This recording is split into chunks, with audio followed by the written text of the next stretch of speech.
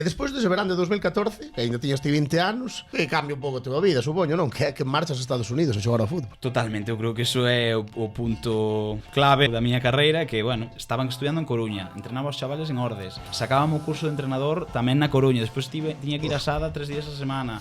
Cando tes 19 anos falo é o que hai que facer, non? Pero cando vin na prensa becas universitarias para estudiar unha carreira en Estados Unidos e xogar ao fútbol, e dixen, joder, creo que podo conseguir eso. Entonces ao final, as probas en Madrid, que ibas un fin de semana, xogabas partidos, creo que éramos 65, 70 rapaces de toda España, e o domingo pois xa che iban dicindo aí, e a partir de aí xa sabía que me iba. Enseñaronme o folleto da universidade, dixeronme aquí, en Carolina Norte.